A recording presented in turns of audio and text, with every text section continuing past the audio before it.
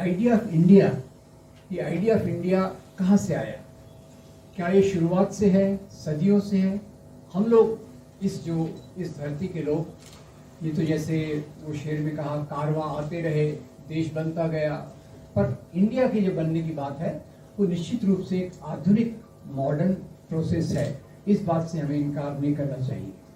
पहले बादशाहतें थी, राजाशाही थी, अलग अलग प्रकार की व्यवस्थाएं थी, और उसमें से एक आइडिया ऑफ इंडिया जो निकला, उसके जो मिले जुले हमारे संस्कृति के पहलू हैं, उस पर मुचकुंद दुबे जी ने बहुत अच्छे से कहा, उस पर मैं नहीं जाऊंगा, क्योंकि हमारी मुख्य रूप से सभ्यता संस्कृति जो है वो मिली जुली है। उसमें अलग अलग चीज़ों को करना बहुत मुश्किल है। क्रिश्चियंस हैं, मुसलमान हैं, सिख हैं, बुद्ध हैं, जैन हैं, हिंदू हैं, और हिंदुओं में भी कितने प्रकार के अलग अलग सेक्ट हैं। सबके मेल जोल से ही हमारी पहचान बनी, और इस पहचान में से जब भारत के बनने की, इंडिया के बनने की प्रोसेस थोड़ा मैं आपके साथ समझना चाहता हूँ। और जैसे कि पहले मुसलमान राजा थे, हिंदू राजा थे, ये मुझे बार बार इसलिए कहना पड़ता है क्योंकि आजकल ज़्यादा हमारा फोकस इतिहास पे है कि भाई वो राजाओं ने बहुत अत्याचार किया तो उसका हमको बदला लेना है, वो हमारे मंदिर तोड़े गए तो हमको मंदिर बनाना है। अब सौभाग्यवश एक बात नहीं होती कि हमारे जो बुद्ध विहार तोड़े गए उसके बारे में बात नहीं होती, तो उसके बारे में मुझे अच्छा लगता है कि इतिहास में आप ज़्यादा पीछे नहीं जा रहे हैं, केवल मुसलमानों को ही टारगेट करके आप रुक रहे हो। खैर, उसके बारे में भी एक चीज़ें हैं। तो ये जो नफरत फैलाने का काम है, ये हमारी आइडिया ऑफ इंडिया को ख़त्म करने की कोशिश है। याद रखिए, देखो दोस्तों, जो आज मुसलमानों को टारगेट किया जा रहा है और थोड़ा क्रिश्चियंस को टारगेट किया जा रहा है, क्रिश्चियंस को भी किया जा रहा है, ये उनको तो टारगेट किया ही जा रहा है, साथ में साथ इसका मुख्य उद्देश्य है कि जो आइडिया ऑफ इंडिया, जो आज़ादी के आंदोलन से जो हमारे मूल्य निकले, जो हम एक देश बने, जिसको हमने कहा India is a nation in the making. याद रखिए, सुरेंद्रनाथ बैनर्जी की वो किताब का शीर्षक है India is a nation in the making, और उसमें ये मुख्य बात थी कि हम सदियों से ये संस्कृति है और उसमें कुछ बदलाव आ रहे हैं, और बदलाव आना ये एक नदी की निशानी होती है। एक स्थिर तालाब होता है, वो तालाब का तालाब वहीं खड़ा है, नदी बहती है, उसमें परिवर्तन आते हैं, उससे जो सुधार होते हैं, वो एक आइडिया ऑफ इंडिया के रूप में उभरा। तो इसकी थोड़ी सी मैं बात कर दूं कि जैसे पहले के राजाओं की बात मैं छोड़ देता हूँ, वो भी अपने आप में बड़ा टॉपिक है, कि एक टॉपिक पर मैं जरूर जवाब दे दूंगा, क्या ये राजा लोग मजहब के लिए राज्य करते थे? ये एक बात समझना जरूरी है, क्योंकि आजकल जैसे अभी वो आपको याद होगा, काशी विश्वनाथ के मंदिर कॉरिडोर का उद्घाटन हुआ, तो वो दिन तो आप शायद टीवी पे दिन भर बैठे रहे होंगे ना। हमारे प्रधानमंत्री जी उसका उद्घाटन कर रहे थे, और दिन में कितने बार उन्होंने सुंदर सुंदर कपड़े पहने, तो मुझे बहुत अच्छा भी लगा भाई, ये कितना शक्तिशाली प्रधानमंत्री है और 3 घंटे में नए कपड़ों में दिखता है, वो बात एक अच्छी भी लगी। खैर, पर यही उसी के बहाने राजाओं पे भी दोष डाला जाता है कि भाई वो औरंगजेब वेरी बैड, उसने हमारे मंदिर को तोड़ा वगैरह वगैरह। अब ये आधे सच के आधार पे नफरत फैलाने का काम है। पहली बात तो ये है कि मुसलमान राजा ने कुछ किया, या पुष्यमित्र शुंग ने बुद्धों का जो कत्लेआम किया, क्या उसके लिए आज के लोग जिम्मेदार हैं? ये मेरा पहला सवाल है, आप इसको जवाब दीजिए। राजाशाही में औरंगजेब ने क्या किया, अकबर ने क्या किया, अशोक ने क्या किया, पुष्यमित्र शुंग ने क्या किया, उसके लिए आज के हम लोग कोई जिम्मेदार नहीं है, पहली बात। दूसरी बात, आधे सच के आधार पे नफरत को फैलाना। अभी मैंने आधे सच की बात कही क्योंकि अभी एक शायद फिल्म भी आई थी, कश्मीर फाइल्स, आप में से कईयों ने देखी होगी। उसमें वो खुद कहती है कि आधा सच जो होता है वो झूठ से ज्यादा खतरनाक होता है। मैंने कहा आपने फिल्म में तो वही लागू किया है, आधा सच बता के आपने नफरत पैदा करने का काम किया। तो ये भी आधा सच है कि जैसे मुसलमान राजाओं ने मंदिर तोड़े, इस बात को छुपा दिया जाता है कि मुसलमान राजाओं ने मंदिरों को भी दान दिया। वो अपने आप एक बड़ा टॉपिक है, उसको आप गहराई से सोचिएगा। इस बात को भी कहा जाता है कि अरे भाई मुसलमान राजा वेरी बैड, घोड़े पर बैठकर आए, एक हाथ में तलवार, एक हाथ में कुरान, तलवार से लोगों को डराया, इस्लाम को लोगों पर लाद दिया। अब आपने तो सुन लिया, और कई बार मैं मुसीबत में फंस जाता हूँ। मैं यही बात कह रहा था, मुसलमान राजा घोड़े पर बैठकर आए, एक हाथ में तलवार एक हाथ में कुरान। तो 2-3 दोस्त खड़े हो गए, बोले सर ये पॉसिबल कैसे है? अगर राजा के एक हाथ में तलवार है, एक हाथ में कुरान है, तो घोड़े की लगाम कौन संभालेगा? मैंने कहा ये भाई तो मुझे भी नहीं पता, ये बात लोग कहते हैं तो मैंने भी आपके सामने कह दिया। वैसे मैं इतनी बात जानता हूँ, इस्लाम में जबरदस्ती अलाउड नहीं है। जो जबरदस्ती से फैलाया गया वो इस्लाम हो ही नहीं सकता। मेरे लिए मेरा दीन, आपके लिए आपका दीन। ये जो अरेबिक तो मुझे आती नहीं है, तो पर अपने हिसाब से सीखने की कोशिश करते रहता हूँ। कुछ जो टीचिंग अलग अलग धर्मों की है, तो ये एक फैलाया गया। फिर क्रिश्चियंस को भी नहीं छोड़ा गया कि भाई ये क्रिश्चियन मिशनरी वेरी डेंजरस। तो पेस्टर स्ट्रेंस को जलाया था, आपको याद होगा, नफरत फैलाने के लिए पेस्टर स्ट्रेंस उनके 2 मासूम बच्चों के साथ जलाया। बोले ये तो यहाँ ईसाई धर्म को फैला रहे हैं। तो फिर मैंने थोड़ा सा स्टडी किया, तो मुझे पता चला कि भारत में ईसाई धर्म AD 52 यानी जो कॉमन इरा के 52वें साल में ईसाई धर्म सेंट थॉमस आए, मलाबार तट पर चर्चों की स्थापना की। यानी भारत का ईसाई धर्म इंग्लैंड के और अमेरिका के ईसाई धर्म से पुराना है, पहली बात। और 2000 साल से क्रिश्चियन मिशनरीज पर आरोप है ये धर्मांतरण कर रहे हैं। और आज जब मैं पॉपुलेशन सेंसस देखता हूँ तो यहाँ ईसाइयों का जो परसेंटेज है वो 2.3। तो लोगों से वैसे सवाल पूछते रहता हूँ, ईसाई मिशनरी इतने सालों से काम कर रहे हैं, कन्वर्ट कर रहे हैं, कितने लोगों को कन्वर्ट किया? 2.3। तो खैर मैं IIT में प्रोफेसर था, अपूर्वानंद जैसे प्रोफेसर भी हैं, हमारा काम इवेल्युएट करना होता है। तो ईसाई मिशनरियों के काम को इवेल्युएट किया, तो उनको पास करेंगे या फेल करेंगे? 2.3 पे पास तो हो ही नहीं सकते। तो एक तरफ से ईसाइयों के खिलाफ नफरत, एक तरफ से मुसलमानों के खिलाफ नफरत, ये हमारे आइडिया ऑफ इंडिया की जगह में नहीं है। आइडिया ऑफ इंडिया में अगर आप देखें तो एक तरफ आपको वो लोग मिलते हैं जो शहीद आजम भगत सिंह, उनको भी थोड़ा याद कीजिए, शहीद आजम भगत सिंह। और यहाँ मैं चाहता हूँ कि आप सोचिए, मैं कुछ आपको एक एक्सरसाइज दे रहा हूँ कि एक तरफ आइडिया ऑफ इंडिया का विकास हुआ और एक तरफ मजहब के नाम पर सियासत का विकास हुआ। आज मजहब के नाम वाली सियासत आइडिया ऑफ इंडिया के ऊपर आक्रमण कर रही है। आज का अगर लुपोल हुआ ये है, उस पर मैं आता हूँ क्या किया जाए। पर थोड़ा ख्याल कीजिए, मैं एक्सरसाइज ये है कि एक तरफ वो लोग जो आइडिया ऑफ इंडिया की तरफ हैं और दूसरी तरफ वो लोग जो मजहब के नाम की सियासत करना चाहते हैं। ये भी बता दूं, इधर के जो लोग हैं, इधर के लोग नए बनते समाज में से आए। Modern industry, modern education, modern legal system, modern judiciary etcetera etcetera, उधर से ये लोग आए। और ये जो पुराने राजा नवाब जमींदार जागीरदार थे, इनमें से मजहब की नाम की सियासत करने वाले आए। शुरू में इनमें केवल राजा थे, नवाब थे, जमींदार थे, जागीरदार थे। बाद में आकर कुछ शिक्षित लोग, कुछ बड़े संभ्रांत लोग और कुछ मिडिल क्लास लोग जुड़ गए। तो एक्सरसाइज ये है, इधर आइडिया ऑफ इंडिया वाले 3 मैं रिप्रेजेंटेटिव नाम आपके सामने ले रहा हूँ, और खास में से आप में से जो नौजवान हैं या खुद को नौजवान समझते हैं वो इसका जवाब देने की कोशिश करेंगे। मैं कुछ नाम ले रहा हूँ, आप उन लोगों के संगठन का नाम बताइएगा। आइडिया ऑफ इंडिया नंबर 1, शहीद आजम भगत सिंह। संगठन का नाम किसी को याद है? हिंदुस्तान रिपब्लिक। वेरी गुड, आपके लिए मैं ताली बजाता हूँ, दूसरे नहीं बजाए तो जाने दीजिए, ठीक है, वेरी गुड। दूसरे, भीमराव बाबा साहब अम्बेडकर। उन्होंने तो बहुत सारे संगठन बनाए, आप कंफ्यूज हो गए, पर आखिर में उन्होंने एक संगठन की रूपरेखा रखी जिसके बहुत सारे टुकड़े अभी भी मौजूद हैं, रिपब्लिकन पार्टी ऑफ इंडिया। और तीसरा नाम गेस कीजिए, मैं किसी पार्टी से बिलोंग नहीं करता, पर वो नाम आपको गेस करना पड़ेगा, और उसमें एक के बदले 4 नाम ले रहा हूं। मौलाना अबुल कलाम आजाद, एनी बेसेंट, सरदार बलदेव सिंह और मोहनदास करमचंद गांधी। नाम? अरे आप जवाब तो दे रहे हैं पर बड़ा कंजूसी से दे रहे हैं। पूरा बोलिए क्या? Indian national Congress. नाम ख्याल कर लीजिए, मुझे ये मत बोलिए विलियम शेक्सपियर बोलते हैं नाम में क्या रखा है, वो मुझे मत बताइए। ये तीनों नाम हो गए, नौजवान भारत सभा, रिपब्लिकन पार्टी ऑफ इंडिया, भारतीय राष्ट्रीय कांग्रेस। अब इधर देखिए, इधर पहले व्यक्ति का नाम है मोहम्मद अली जिन्ना। पार्टी का नाम? दूसरे विनायक दामोदर सावरकर, उन पे अभी एक बुक भी बाहर रखी हुई है। विनायक दामोदर सावरकर जब छूट के आए, जब उनको खुद पार्टी ज्वाइन करने की आजादी मिली, कौन सी पार्टी ज्वाइन की? हिंदू महासभा, मुस्लिम लीग, हिंदू महासभा। मुस्लिम लीग को क्या चाहिए था? मुस्लिम राष्ट्र।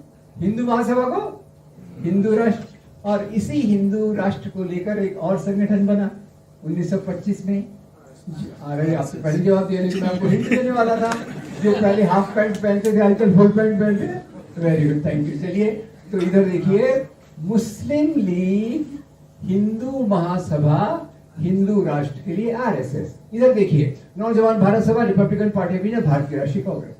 और इन दो के मूल्यों में फर्क समझना हो तो दो व्यक्तियों को आपके सामने रख देता हूं।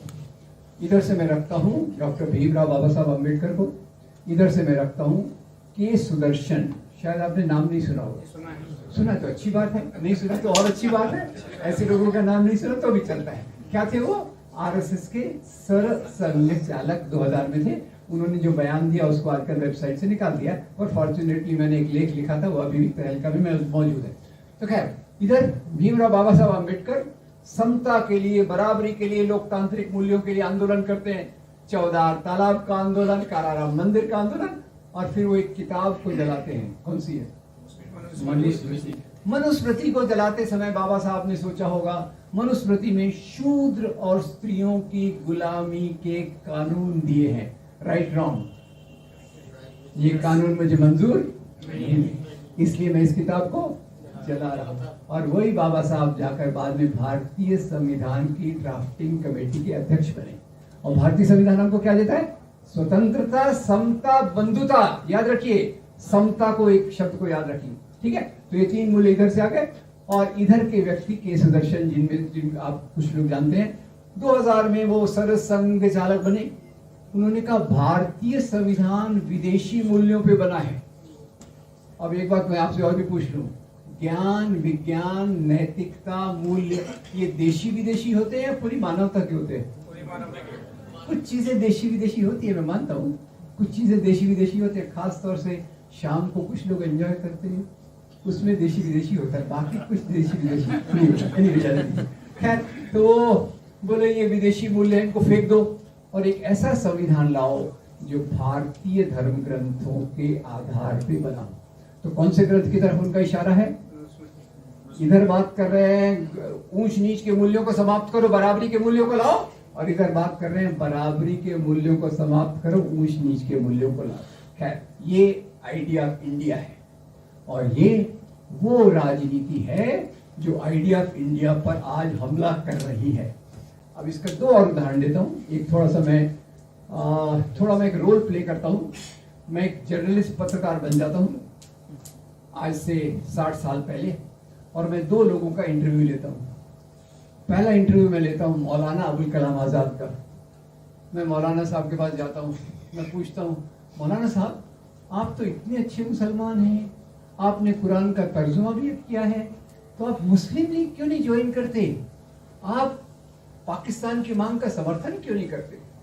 तो मौलाना साहब मुझे कहते हैं, बरखुरदार, मेरा इस्लाम तो इंसान से इंसान को जोड़ने की बात करता है, और ये मुस्लिम लीग बंटवारे की बात करती है, इसलिए मैं इसके साथ नहीं जा सकता। फिर मैं जाता हूँ भारत के राष्ट्रपिता महात्मा गांधी के पास। उनको पहले पूछता हूँ, बापू आप हिंदू हैं कि नहीं? वो मेरे पे नाराज हो जाते हैं, बोलते हैं मैं तो हिंदू हूँ, पर आगे कहते हैं मैं एक हिंदू हूँ, अपने धर्म के लिए मैं अपनी जान तक दे सकता हूँ। मैं रुक गया। वो क्या कह रहे हैं? मैं जान तक दे सकता हूँ। और आज क्या हो रहा है? धर्म के नाम पर जान ले रहे हैं। ठीक है, मैं एक हिंदू हूँ, मैं अपने धर्म के लिए अपनी जान तक दे सकता हूँ, पर वो मेरा निजी मामला है। जहां तक उस राज्य का सवाल है जिसके निर्माण के लिए मैं काम कर रहा हूँ, वो राज्य न मेरे न आपके धर्म गुरुओं धर्म द्वारा संचालित होगा। राज्य का काम होगा लोगों के रोटी, कपड़ा, मकान, बिजली, सड़क, पानी, शिक्षा, स्वास्थ्य, नौकरी और ह्यूमन राइट्स का ख्याल करना। ये महात्मा गांधी कहते हैं। आज इन्हीं चीजों का पूरा वायलेशन हो रहा है। दूसरी एक घटना, अभी मंदिरों की बात हो रही है। कल भी कांग्रेस ने प्रदर्शन किया। देर आया दुरुस्त आए, काले कपड़े पहनकर किया, महंगाई के खिलाफ, बेरोजगारी के खिलाफ। तो उन्होंने कहा भाई ये तो वही आज राम मंदिर निर्माण दिवस था, उसका विरोध करने के लिए इन्होंने किया।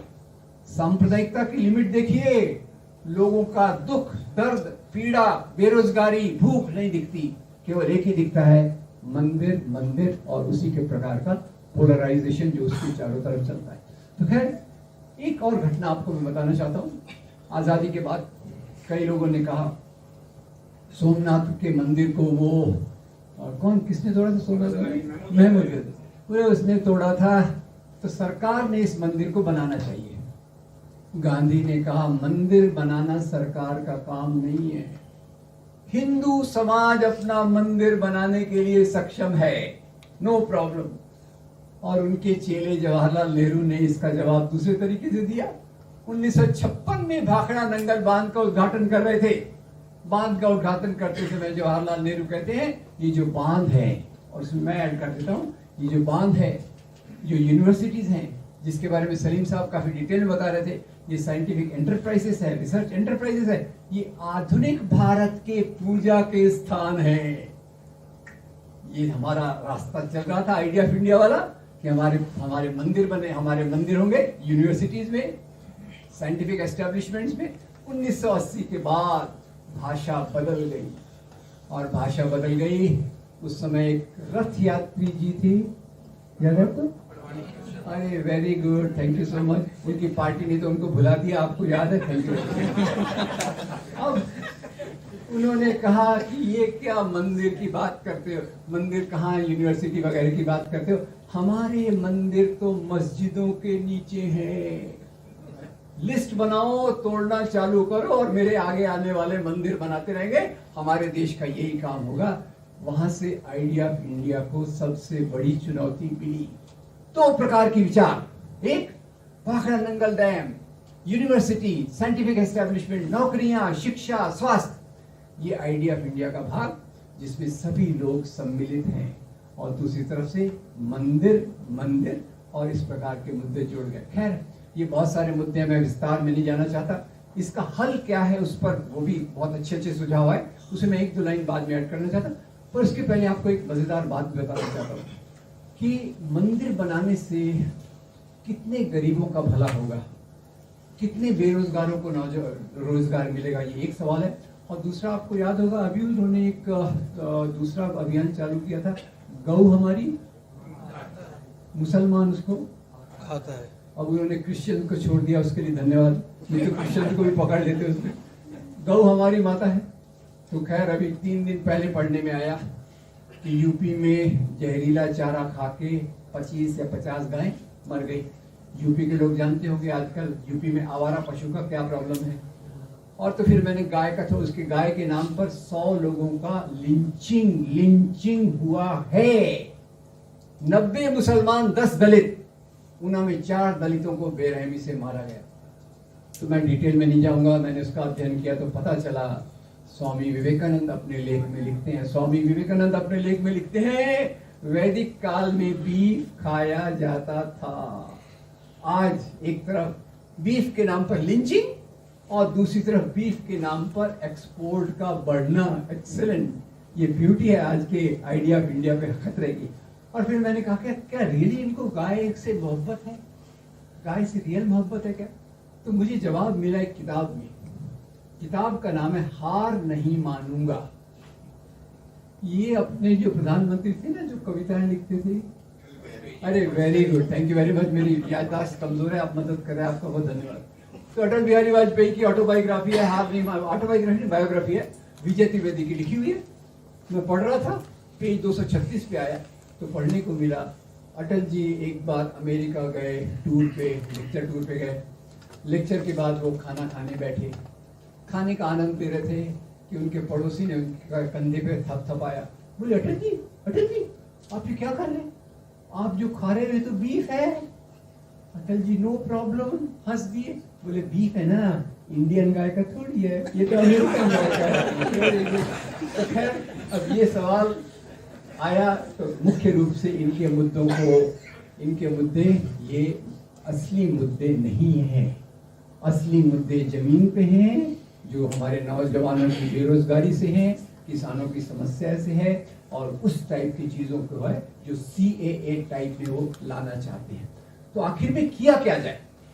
अभी अंतिम पॉइंट, किया क्या जाए, उसके पहले मैं आपको एक और थोड़ा सा बता दूं कि एक येल यूनिवर्सिटी का एक रिसर्च आया था। येल यूनिवर्सिटी का नाम आपने सुना है क्या?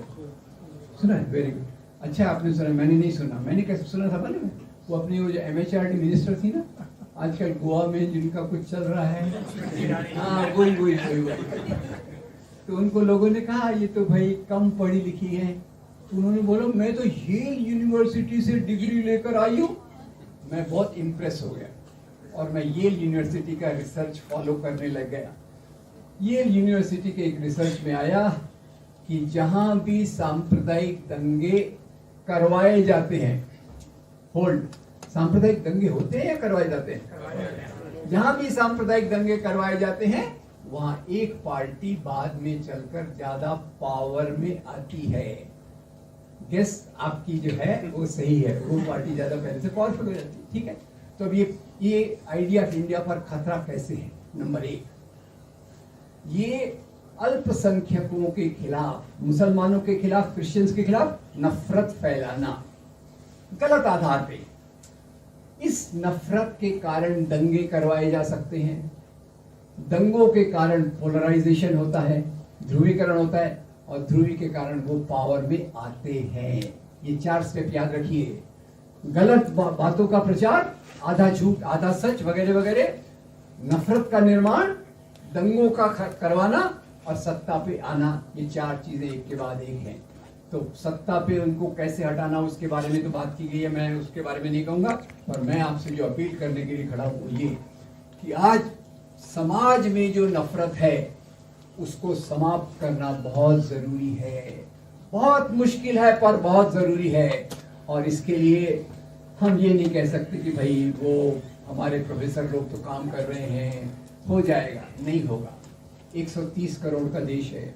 जब तक इस काम को हम अपनी जिम्मेदारी के रूप में नहीं लेते, ये मेरी जिम्मेदारी है कि मुसलमानों, क्रिश्चियंस के खिलाफ जो नफरत फैलाई जा रही है उसको दूर करने में मैं क्या करूं।